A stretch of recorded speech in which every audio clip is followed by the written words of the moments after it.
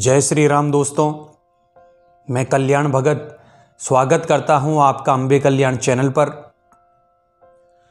दोस्तों, आज हम बात करेंगे कि कभी कभी आपको अपने शरीर के अंदर ऐसी ऊर्जा महसूस होती है जो असहनीय होती है और मूलाधार चक्र से ऊपर की तरफ जो दूसरा चक्र होता है, स्वादिष्ठान चक्र, जहां हमारी काम वासना का वास होता है, वहां पर आपको एक ऊर्जा महसूस होती है। आपको लगता है कि आप किसी न किसी तरीके से अपने ब्रह्मचर्य को तोड़ देंगे। तो दोस्तों, ऐसा अनुभव आपको क्यों होता है, आज हम इसी टॉपिक के ऊपर चर्चा करेंगे। इसलिए वीडियो को ध्यान से सुनना, क्योंकि दोस्तों ब्रह्मचर्य हमारे जो सप्त चक्र होते हैं उनके लिए बहुत जरूरी है और इसी ब्रह्मचर्य से हमें शक्ति प्राप्त होती है। दोस्तों, ब्रह्मचर्य के कारण ही आपको आपकी तपस्या, व्रत और मंत्र जाप और साधना का फल प्राप्त होता है। क्योंकि जब आप मंत्र जप करते हैं तो आपकी जो ऊर्जा है वो ब्रह्मचर्य के कारण ही आपके चक्रों को जागृत करती है। और जब किसी व्यक्ति के चक्र जागृत होते हैं तो उसका संपर्क देवीय शक्तियों और ब्रह्मांडीय शक्तियों से हो जाता है। दोस्तों, होता क्या है कि जब आप जप करना शुरू करते हैं, मान लीजिए आपने संकल्प ले लिया कि मुझे 21 दिन तक जप करना है, या फिर कई बार आप जब जप करना शुरू करते हैं और आपको ये कार्य करते हुए 5 या 6 दिन हो जाते हैं, तो आपके अंदर से आपको महसूस होता है, आपके अंदर एक जोरदार फीलिंग उठती है कि आपको ब्रह्मचर्य खंडित कर देना चाहिए, जो द्रव्य है उसको अपने शरीर से निकाल देना चाहिए। आपको बार बार ऐसा लगता है, काम वासना की तरफ आपका ध्यान जाने लगता है, आपका मन आपके बस में नहीं रहता, आपका मन आपको काम वासना से जुड़ी चीजें देखने के लिए और सुनने के लिए प्रेरित करता है, जिससे आप अपना ब्रह्मचर्य खंडित कर पाएं। पर मैं आपको बता दूं, यह किस स्थिति में होता है।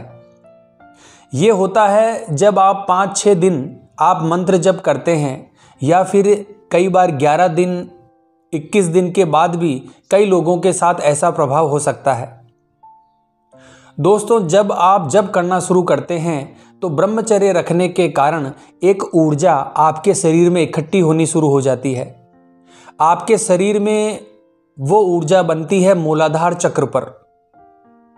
दोस्तों, हमारे शरीर में 7 चक्र होते हैं, आप सभी को पता है।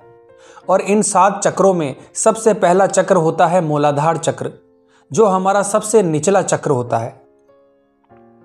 दोस्तों, ये चक्र हमारे गुदाद्वार और हमारे गुप्तांग के बीच में होता है। ये चक्र जब जागृत होता है और आपकी ऊर्जा ऊपर की तरफ उठनी शुरू हो जाती है तो वो स्वादिष्ठान चक्र तक जाती है। दोस्तों, इसी चक्र पर काम वासना होती है। इसी जगह पर जो काम वासना से जुड़ी चीजें हैं वो उत्पन्न होती है। दोस्तों, जब ऊर्जा इस चक्र पर बैठती है तो आपके अंदर काम वासना से संबंधित विचार आना शुरू हो जाते हैं। आपका जो मन है वो आपको काम वासना से जुड़ी चीजें देखने, सुनने और पढ़ने के लिए प्रेरित करने लगता है और आपके ब्रह्मचर्य को खंडित करने की कोशिश करता है, ताकि वो ऊर्जा आपके शरीर से निकल जाए। दोस्तों, मैं आपको बता दूं कि जो लोग इस चीज को नहीं समझ पाते कि उनके साथ ऐसा क्यों हो रहा है। दोस्तों, कई लोगों के साथ स्वप्न दोष हो जाता है, जिसे नाइट फेल कहते हैं। जिससे क्या होता है कि जो ऊर्जा ऊपर की तरफ उठ रही थी आपके चक्रों को जागृत करते हुए, फिर वही ऊर्जा एकदम नीचे की तरफ गिर जाती है मूलाधार चक्र पर, क्योंकि आप उस ऊर्जा को खंडित कर चुके हो, उस ऊर्जा को बाहर निकाल चुके हो, और फिर उस ऊर्जा को आपको दोबारा से उठाने की कोशिश करनी पड़ती है और उसमें काफी समय लग जाता है। इसी वजह से आपकी ऊर्जा उस लेवल तक नहीं पहुंच पाती जिस लेवल तक जानी चाहिए। तो दोस्तों, इसीलिए आपको पता होना चाहिए कि आपके साथ ऐसा क्यों हो रहा है।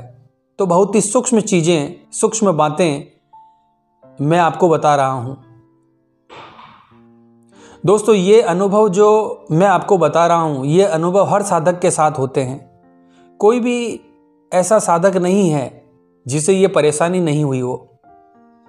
अब दोस्तों, इस सिचुएशन में आपको क्या करना चाहिए, ये सबसे महत्वपूर्ण है।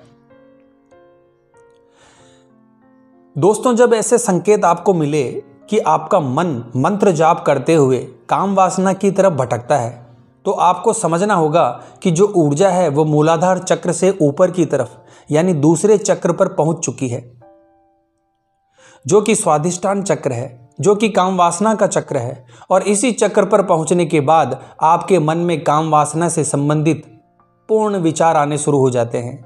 तो ऐसे समय में आपको क्या करना चाहिए? ऐसे समय पर आपको अपने ऊपर नियंत्रण रखना चाहिए। जिस प्रकार से कोई गलत कार्य होता है तो आपको पता होता है कि यह गलत कार्य है, इससे आपको हानि होगी, नुकसान होगा, तो आप उस काम को नहीं करेंगे। उसी तरीके से जब आपको ये पता है कि ये काम जो है वो गलत है, इसे करने से आपको हानि होगी, तो आपको सावधान हो जाना चाहिए और अपनी ऊर्जा को भगवान की तरफ मोड़ देना चाहिए। अपने मन मस्तिष्क को दूसरी तरफ आपको डाइवर्ट करना चाहिए। दोस्तों, अगर आप इस ऊर्जा को संभालने में सक्षम हो गए तो ये ऊर्जा फिर धीरे धीरे ऊपर की तरफ उठना शुरू हो जाती है। और धीरे धीरे जब ये ऊपर उठ जाती है तो ये आपके अन्य दूसरे चक्रों को क्रॉस करते हुए आज्ञा चक्र पर पहुंच जाती है। दोस्तों, आज्ञा चक्र एक ऐसा बिंदु है जहां पर त्रिनेत्र होता है, दिव्य दृष्टि होती है, और ये आपके सूक्ष्म जगत की चीजों को देखने में आपकी मदद करता है, सूक्ष्म जगत की चीजों को महसूस करने में आपकी मदद करता है। और उसी आज्ञा चक्र पर देवताओं के दर्शन आपको होने शुरू हो जाते हैं। दोस्तों, आज्ञा चक्र का जुड़ाव डायरेक्ट ब्रह्मांड से होता है और यह ब्रह्मांड की ऊर्जा को आकर्षित करना शुरू कर देता है, जिससे आपको नए नए ज्ञान प्राप्त होने शुरू हो जाते हैं और नई नई चीजें आपको पता चलना शुरू हो जाती है। ईश्वरीय अनुभव आपको होने शुरू हो जाते हैं। आपका ऑरा तेजस्वी होने लगता है। आप इस योग्य बन जाते हो कि आप भगवान के दर्शन कर पाते हो। आपका ऑरा इतना तेजस्वी हो जाता है कि कोई नकारात्मक शक्ति आपके पास नहीं भटकती। आप जिस स्थान पर जाते हैं, जहां जाते हैं, वहां से नकारात्मक शक्तियां पलायन कर जाती है, वहां से भाग जाती है। और आपका सकारात्मक ऑरा जो है वो अन्य लोगों को भी सकारात्मक कर देता है।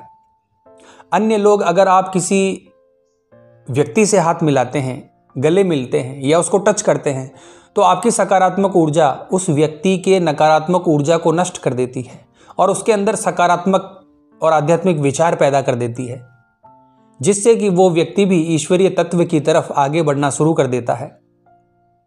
दोस्तों, अगर कोई व्यक्ति नास्तिक है, पूजा पाठ नहीं करता है, तो ऐसे व्यक्ति के संपर्क में आने के बाद आपकी ऊर्जा उस व्यक्ति को मिल जाएगी और वो व्यक्ति जो है वो नास्तिक से आस्तिक हो जाएगा, प्रभु के गुणगान करने लगेगा, उसको ईश्वर की अनुभूतियां होनी शुरू हो जाएगी। इसीलिए आपको कभी भी ऐसा नहीं करना है कि आप अपना जो है वो ब्रह्मचर्य तोड़ दें, ब्रह्मचर्य खंडित कर दें।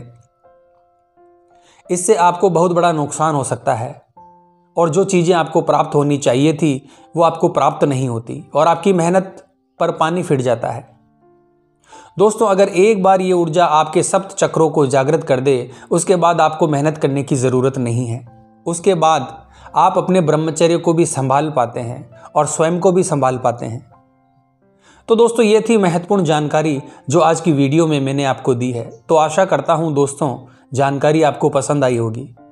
तो कमेंट बॉक्स में हर हर महादेव लिखना पड़ेगा दोस्तों। मिलते हैं अगली वीडियो के माध्यम से। जय मां अम्बे, जय श्री कल्याण।